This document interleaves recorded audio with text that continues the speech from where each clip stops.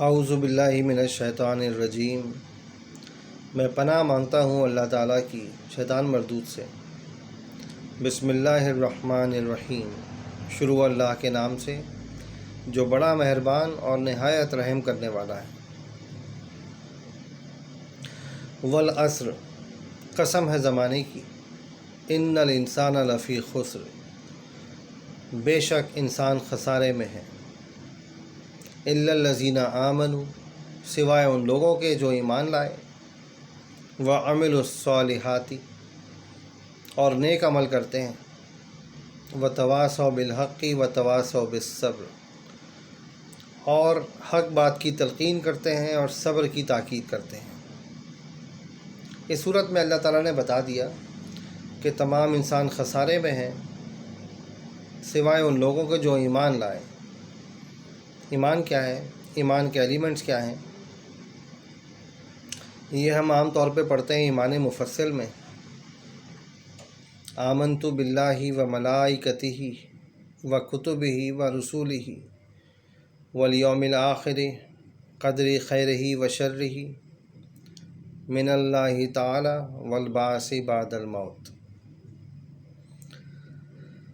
یعنی کہ ہم اقرار کرتے ہیں کہ میں ایمان لایا اللہ تعالیٰ پر، اللہ کے فرشتوں پر، اللہ کی کتابوں پر، اللہ کے رسولوں پر، اور اس دن پر جس دن سزا اور جزا، خیر اور شر کے درمیان فیصلہ ہو جائے گا، وہ آخرت کا دن جس دن ہم مرنے کے بعد دوبارہ زندہ کیے جائیں گے۔ یہ ایمان کے بیسک ایلیمنٹس ہیں۔ تو پہلی شرط کیا ہے خسارے سے بچنے کی؟ کہ آپ نے ان شرائط پر پورا اترنا ہے۔ یہ ہیں ایمان کی شرائط۔ اللہ کی توحید کا اقرار کرنا۔ جب ہم اللہ کی توحید کا اقرار کرتے ہیں تو ہم اللہ تعالیٰ کے احکامات کو بھی مانتے ہیں، اللہ تعالیٰ کے نبیوں کا اقرار کرتے ہیں، ان پر ایمان لاتے ہیں، تو ان کے دیے ہوئے احکامات پر عمل بھی کرتے ہیں۔ جب ہم فرشتوں پر ایمان لاتے ہیں تو ہم یہ جانتے ہیں کہ ہر وقت کچھ فرشتے مقرر ہیں جو ہمارے اچھے عمل اور برے اعمال کا حساب کرتے ہیں، اور قیامت کے دن پیش کر دیا جائے گا اللہ تعالیٰ کے سامنے۔ جب ہم کتابوں پر ایمان لاتے ہیں تو ان کتابوں کے اندر جو احکامات ہیں ہم ان کو سمجھتے ہیں، سمجھ کے اس پر عمل کرتے ہیں۔ جس چیز سے ہمیں روکا گیا ہے اس سے رک جاتے ہیں، اور جو کام ہمیں کرنے کے لیے کہا گیا ہے وہ کام ہم کرتے ہیں۔ اگر ہم ایسا نہیں کرتے تو ہم ایمان والے نہیں ہیں۔ تو ایمان والا ہونے کے لیے سب سے زیادہ ضروری کیا ہے؟ ان تمام ایلیمنٹس کو سمجھنا اور ان پر عمل کرنا۔ کتابوں پر ایمان لائیں گے تو کتابوں کو سمجھیں گے، ان کی ہدایت پر عمل کریں گے، تو یہ اس چیز کا پروف ہوگا کہ ہم اس پر ایمان لے آئیں۔ رسولوں پر ایمان لائیں گے تو رسولوں کی تعلیمات پر عمل کریں گے، یہ اس چیز کا پروف ہے کہ ہم رسولوں پر ایمان لائیں۔ اللہ پر ایمان لائیں گے تو ہر نعمت کے لیے اللہ کا شکر ادا کریں گے، اللہ کی ہی عبادت کریں گے، اور اللہ کے احکامات پر عمل کریں گے۔ اللہ کے ساتھ کسی کو شریک نہیں ٹھہرائیں گے۔ روز آخرت پر ایمان لے آئیں گے تو اس دن جو غلط اور صحیح کے درمیان فیصلہ ہونے والا ہے اس سے ڈریں گے۔ غلط کاموں سے بچیں گے اور صحیح کام کریں گے. یہ ہے ایمان. زبان سے کہنا کافی نہیں، پروف کرنا ہے اپنی پرسنالٹی سے، اپنے ایٹیٹیوڈ سے. یہ پروف کرنا ہے کہ ہم ان تمام چیزوں پر ایمان لائے. ورنہ تو جو لوگ زبان سے ایمان لے آتے ہیں، جو لوگ کہتے ہیں، جو لوگ یہ پڑھتے ہیں آمنت باللہ و ملائکتہ و کتبہ و رسولہ والیوم الآخر قدر خیرہ و شرہ من اللہ تعالی والبعث بعد الموت، تو ہم انہیں مسلمان ہی سمجھتے ہیں. ہم یہ حق نہیں رکھتے کہ ہم کوئی فیصلہ کریں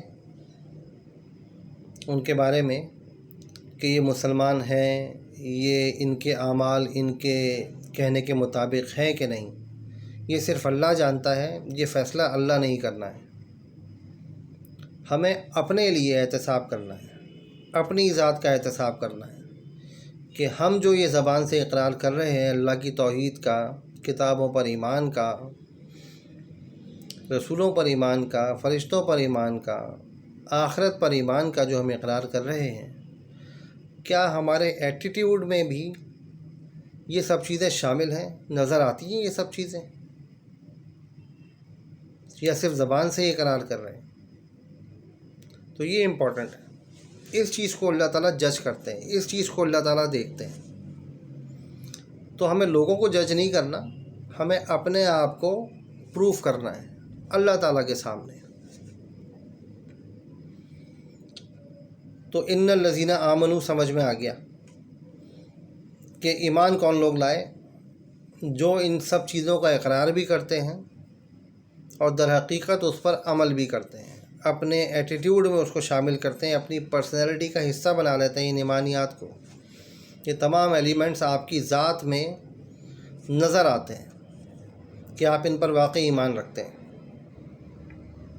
اور یہ ججمنٹ صرف اللہ تعالیٰ نے کرنی ہے، آپ نے نہیں کرنی. وَعَمِلُوا الصَّالِحَاتِ، اور نیک عمل کرتے ہیں. جب ہم ایمان لے آئے تو ایمان لانے کے بعد اللہ تعالیٰ کی کتاب میں، اللہ تعالیٰ کے نبی کی سنت کے ذریعے جو احکامات ہمیں ملتے ہیں ہم نے ان پر عمل بھی کرنا ہے. ہم نے ہر برائی سے بچنا ہے، ہر بہتر کام کرنا ہے جو ہمیں اللہ کی کتاب میں بتا دیا گیا، جو نبی پاک صلی اللہ علیہ وآلہ وسلم نے ہمیں سکھا دیا، ہمیں وہ کرنا ہے، ہر برائی سے بچنا ہے. وَتَوَاصَوْا بِالْحَقِّ وَتَوَاصَوْا بِالصَّبْرِ، اور حق بات کی تلقین کرنی ہے اور صبر کی تاکید کرنی ہے. حق بات کی تلقین کیا ہے جناب؟ ہم قرآن شریف پڑھتے ہیں، ہم کوئی اچھی بات سنتے ہیں، نبی پاک صلی اللہ علیہ وسلم کی سنت ہم جانتے ہیں، اس پر خود بھی عمل کرتے ہیں اور دوسروں کو بھی عمل کرنے کی تلقین کرتے ہیں. تلقین صرف زبان سے ہی نہیں کرنی، اپنے کردار سے کرنی ہے. اور پھر صبر کی تاکید کرتے ہیں. صبر کا مطلب یہ نہیں کہ آپ کسی پریشانی میں ہیں اور آپ بس انتظار کر رہے ہیں اس وقت کا کہ میں اس پریشانی سے نکل جاؤں یا وقت پورا ہو جائے. صبر کا مطلب یہ ہے کہ جو بھی حق بات آپ سمجھتے ہیں آپ اس حق بات پہ استقامت کے ساتھ کھڑے رہیں. جب بھی آپ کوئی حق بات کرنے جاتے ہیں تو بے شمار مشکلیں دنیا میں آپ کو فیس کرنی پڑتی ہیں.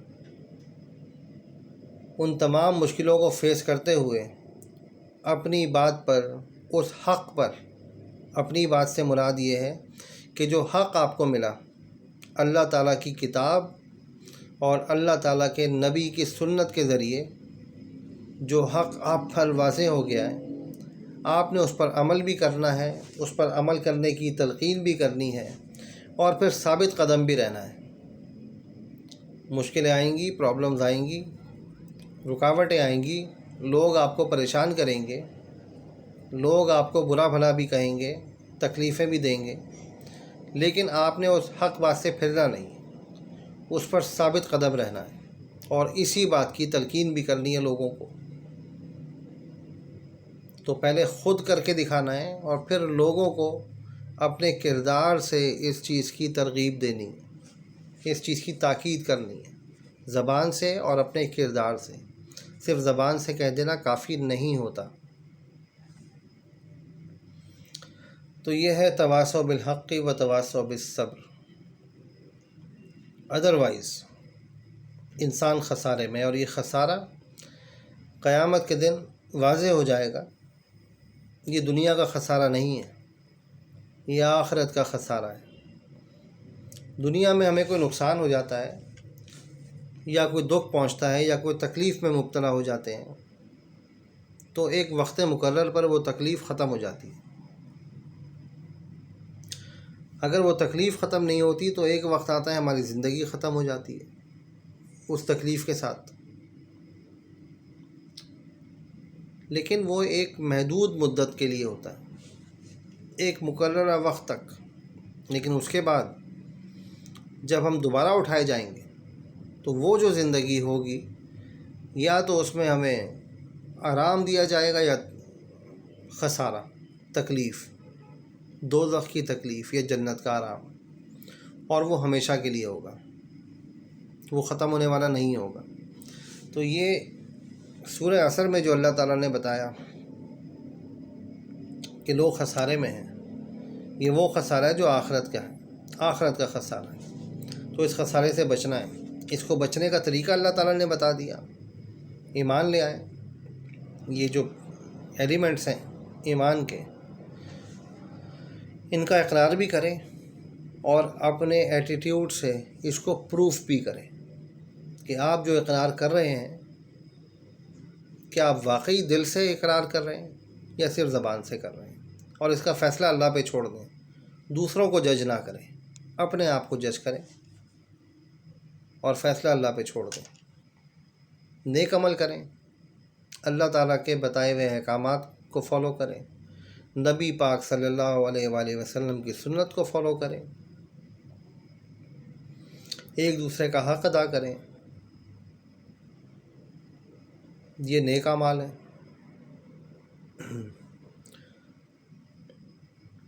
حق بات کی تلقین کریں، قرآن شریف کی کوئی آیت آگے پہنچا دیں، کوئی اچھی بات پتہ چلے تو دوسروں کو بتا دیں، اپنے الفاظ سے بھی اور اپنے کردار سے بھی۔ آپ کے کردار سے وہ چیز لوگ سیکھیں تو لوگ ایبزارب کر لیں گے۔ آپ زبان سے کہے جائیں اور آپ کے کردار میں وہ چیز نہیں نظر آئے تو لوگ کچھ وقت تک آپ کو سنتے ہیں، اس کے بعد پھر کہتے ہیں جھوٹ بول رہا ہے، یہ خود ہی ایسا نہیں ہے، خود ویسے بن کے دکھانا ہے، اور پھر اس پر استقامت کے ساتھ ڈٹے رہنا ہے۔ یہ صبر ہے۔ تو خود بھی صبر کیجئے اور دوسروں کو بھی صبر کی تاکید کریں۔